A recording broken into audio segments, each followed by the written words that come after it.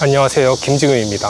저번 영상에서 제가 가져온 2013년식 스파크 190만원짜리 자동차를 한 며칠 타봤는데 간단하게 이 차량 상태가 어떤지 그리고 리뷰를 한번 해보려고 해요. 엔카에서 제일 싼 차량을 구매를 하면 대략 이 정도 컨디션이구나 라고 생각을 해주시면 될 것 같습니다. 제가 처음 탔던 포르테쿱이 2011년식이거든요 지금 타는 차량도 2016년식이고 제 첫 차에 비하면 오히려 한 2년 정도 더 새 거고 지금 차에 비해서도 한 3년 정도밖에 차이가 안 날 정도이긴 한데 거의 외관 컨디션만 보면은 15년은 훌쩍 넘은 것 같은 컨디션이에요. 이게 과연 2013년식 차가 맞나 그런 생각 정도로 드는 컨디션입니다. 일단 한번 소개를 해드릴게요. 가장 먼저 들어오는 게 이쪽 헤드램프, 여기가 이게 영상으로 잘 담길지 모르겠는데 완전 누렇거든요. 항변이 됐어요. 여기 보시면 이쪽은 항변이 안 됐어요. 깨끗하죠. 교체를 했는지 모르겠는데 여기는 또 유달리 깨끗한데 여기는 누렇고, 전체적으로 한번 보여드릴게요. 운전석 쪽 헤드라이트만 유달리 누런 모습입니다. 그래도 13년식 차인데 이게 13년식 차가 맞는지 의심스러울 정도로 좀 외관부터 낡아 보이는 모습을 보이고 있습니다. 색상은 보시다시피 은색 차량이고 경차라 귀여운 디자인이라 그런지 은색도 꽤 잘 어울리는 것 같아요. 오히려 이렇게 세컨카는 주기적으로 관리해주기 귀찮잖아요. 그래서 세차 안 해도 티가 안 나는 은색 색상인 것도 괜찮은 것 같습니다.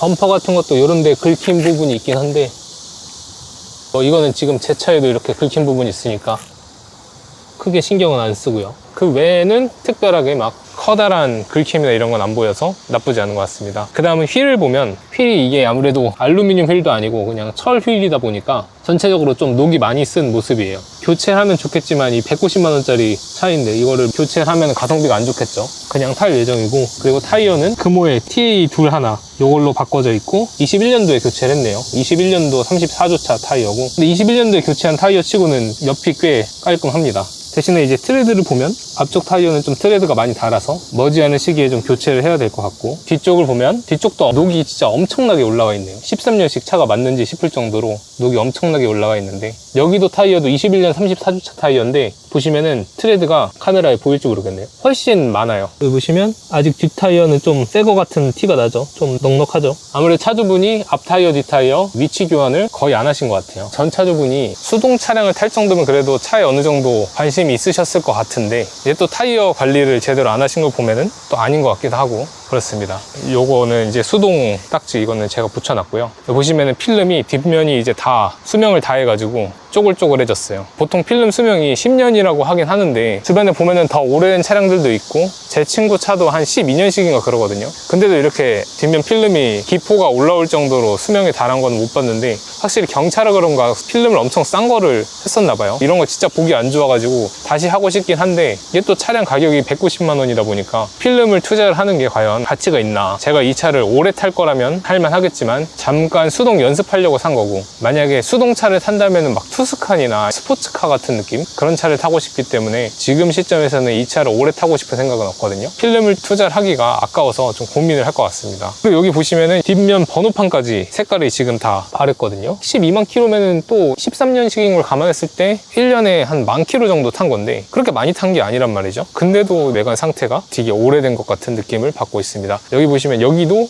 울기 시작했네요. 이거 지금 발견했는데 여기도 막 뜯어졌고, 필름이 원래 검은색이잖아요. 근데 이게 수명이 닳으면 이렇게 보라색으로 바뀐다고 하더라고요. 필름 색깔도 전체적으로 보랏빛 느낌이 나고 있습니다. 전면은 그나마 조금 살아남은 것 같긴 한데 그래도 좀 육안으로 보면은 보라색 느낌이 좀 있고요. 아무리 못해도 이제 측후면은 좀 필름 재시공을 해야 그래도 괜찮을 것 같아요. 제가 이 차를 사면서 느낀 거는 13년식 치고 차 상태가 좀 안 좋다는 거잖아요. 근데 190만 원이니까 그거에 대해서 감안하고 차량 상태가 안 좋은 걸 생각하고 그렇게 까다롭지 않게 보고 가져온 건데, 이 정도 컨디션이라면 사실 돈을 한 몇십만 원 더 주고 컨디션 괜찮은 걸 가져오는 게 더 가성비일 수도 있겠다라는 생각도 듭니다. 결국은 지금 필름만 전체 다 하는데 한 40만 원, 50만 원 든다고 하더라고요. 그러면 한 40만 원, 50만 원 더해서 230만 원, 240만 원 정도 투자했으면은 조금 더 컨디션을 좋은 걸 가져올 수 있지 않았을까라는 생각도 들면서 또 비슷했을 것 같기도 하고 그렇습니다. 아무래도 이 차는 너무 싸서 딜러분도 마진을 크게 남기지 못했고 할인도 이제 1원도 안 해주려고 하시더라고요. 아무튼 지금 말씀드린 거 말고는 전체적으로 괜찮고, 도장 상태도 제가 막 그렇게 까다롭게 보는 편은 아니라서 그런지 깔끔하고 특별하게 어디 찌그러지거나 그런 부분 없이 괜찮습니다.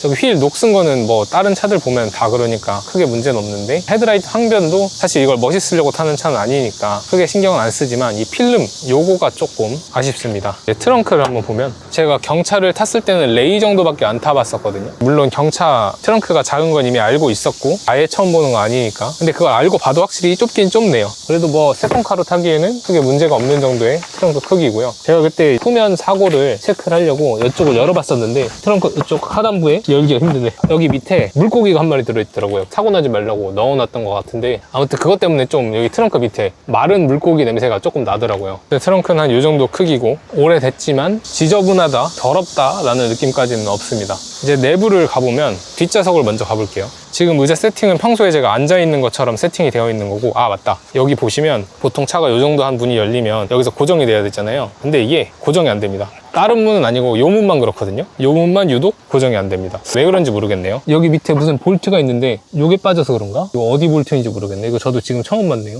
여기 부분이 뭔가 문제가 있나? 저도 잘 모르겠습니다. 여기 보시면 뒷자리는 직물 시트라 그런지 좀 때가 타긴 했어요. 클리닝을 한번 해주면 좋을 것 같긴 한데 뭐 뒷자리 누가 탈 일이 있나 싶기도 하고, 뒷자리는 이쪽은 특히 깨끗한 편은 아닙니다. 근데 어쩌겠어요. 150만 원짜리인데. 타볼게요. 이게 제가 평소에 앉는 상태로 이제 의자 세팅을 해놓은 건데 클러치가 있다 보니까 평소보다는 의자를 당겨서 앉는 편이고, 그렇다 보니까 이렇게 공간이 생각보다 남는 것 같아요. 헤드룸도 이렇게 허리를 딱 세우고 하면은 제 키가 한 170 초반인데 그런데도 닿을 정도로 낮긴 하지만 어떻게 이렇게 좀 잘 앉으면은 괜찮을 것 같고, 뒷자리는 경차니까 어쩔 수 없는 부분이고, 근데 이제 문제는 이 차를 타면 퀴퀴한 냄새가 납니다. 오래된 반지하 같은 들어갔을 때 나는 냄새 있죠. 곰팡이 냄새 같은 그런 냄새가 좀 나는데 탈취제 같은 걸 한번 써봐야 되긴 하겠어요. 그리고 이렇게 천장은 이렇게 지저분한 부분도 있긴 한데 이렇게 천장은 또 괜찮고, 뭐가 이렇게 천장에 또 묻어 있는데 확실히 오래되고 막 탔다, 그렇게 크게 아끼지 않고 탄 차다라는 게 느껴집니다. 근데 어쩔 수 없죠. 13년식인데 190만 원이면 그래도 절대적인 연식과 키로수에 비하면은 저렴한 가격이었기 때문에 13년식을 190만 원에 경차라도 이렇게 구매할 수 있다는 게 굉장히 가성비라고 생각을 해서 구매를 했습니다. 뒷자리는 이렇고, 앞자리로 넘어가 볼게요. 이쪽은 당연하게도 수동입니다. 수동. 손으로 이렇게 해야 되는데 이렇게 앞에 탔을 때는 그렇게 나쁘진 않아요. 여기 보시면 사이드미러 조절하는 게 있고, 그래도 조절은 전동으로 할 수 있어요. 열고 닫는 거는 손으로 해야 되는데 모든 윈도우가 다 전동 윈도우고, 내비게이션의 이런 옵션들은 진짜 하나도 안 들어가 있어요. 완전 수동 깡통을 구매하신 것 같거든요. 에어컨도 당연히 수동이고, 열선 시트도 없고 블루투스도 없고 아무것도 없습니다. 진짜 그냥 굴러가는 차 그거랑 에어컨 요 두 가지밖에는 기능이 없어요. 그리고 보시면은 이것도 기어봉인데 여기 기어봉이 낡았나 봐요. 커버를 씌우셨어요. 2013년식인데 기어봉이 낡을 정도로 그렇게 낡았나 싶기도 한데, 아무튼 이제 커버를 씌워놔서 이렇게 테이프를 감아 놓으셨는데, 이게 문제는 R이 여기로 되어 있잖아요. 후진 기어가. 근데 후진 기어가 사실 여기예요. 그래서 제가 이거 처음 차를 받았을 때 딜러분이 처음에 설명을 안 해주셨어요. 맨 처음에는. 그러다가 이제 출발하려고 시동 켜고 이렇게 하고 있는데 나중에 이제 전화로 알려주셨거든요. 문자로. 여기가 R이라고. 그분도 좀 잠깐 잊고 계셨었나 봐요. 또 이쪽에 시거잭이 하나 있는데, 제가 이제 캐롯 포마일을 가입을 했거든요. 보험. 그래서 캐롯 포마일 시거잭을 이렇게 하나 꽂으니까 또 시거잭을 꽂을 데가 없어요.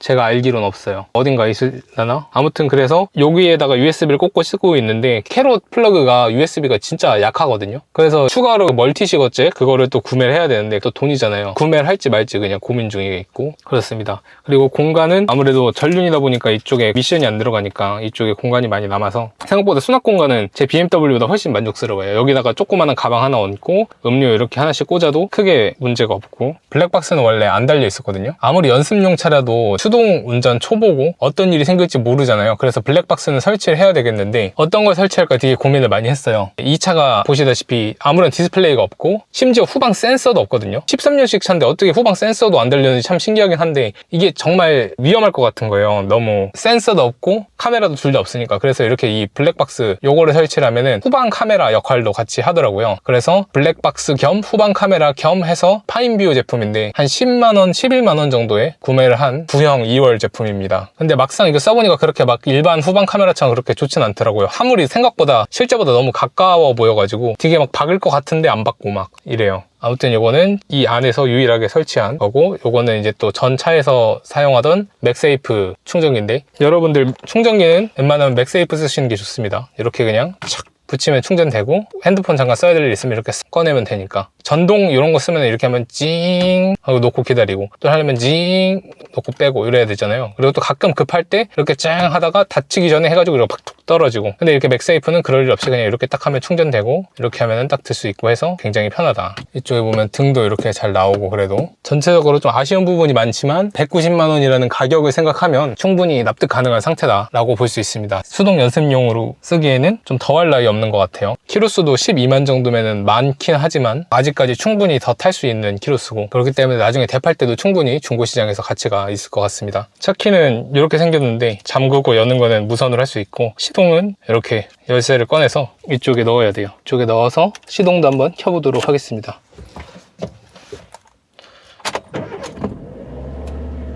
시동은 크게 어려움 없이 잘 걸리고, 에어컨은 아까 말씀드렸던 것처럼 이제 수동으로 조절을 할 수가 있고요. 블랙박스는 생각보다 엄청 가깝죠. 보시면 그렇게 가깝지 않은데 생각보다 엄청 가깝게 보이고, 단점이 빛 반사가 너무 심해요. 주행할 때 이렇게 갑자기 이렇게 딱 주행하다 이렇게 보면 초점이 제대로 안 잡혀서 비치는 거랑 카메라로 보이는 거랑 두 개가 같이 보이니까 좀 직관성이 떨어지더라고요, 많이. 이 룸미러형 블랙박스가 생각보다 그렇게 편하진 않다. 이렇게 빛반사가 계속 보이는 게 보이죠. 그래가지고 이것 때문에 초점이 안 잡혀서 이 빛반사 방지 필름을 붙여야 될 것 같아요. 아무튼 그건 주문을 해놨기 때문에 조만간 붙일 예정이고요. 계기판은 이쪽은 아날로그지만 여기는 이제 디스플레이 계기판이고요. 12만 4천 정도 탔네요. 그리고 저번에 한 80%까지 채웠더니 잔여 주행거리는 436km 정도 나오고, 공인연비는 한 16 정도 되는 것 같은데, 실제로 얼마나 나오는지는 제가 마이클로 실연비 기록 한번 해서 테스트를 해봐야겠습니다. 그리고 이쪽 보시면은 라이트가 있는데 이게 오토 라이트가 아니에요. 이렇게 껐다가 켰다가 꺼줘야 되고, 이렇게. 이게 꽤 불편하더라고요. 항상 오토 라이트는 그냥 오토에다 넣고 있으면 되는데, 요거는 이제 밤이 되면 켜줘야 되니까, 서울은 등이 워낙 잘 돼 있으니까 이게 켜졌는지 꺼졌는지 잘 모를 때가 있잖아요. 여기는 또 등이 켜졌는지 안 켜졌는지 계기판에서 또 보이지도 않기 때문에 이게 까먹고 안 켜는 일도 좀 조만간 생길 수도 있지 않을까,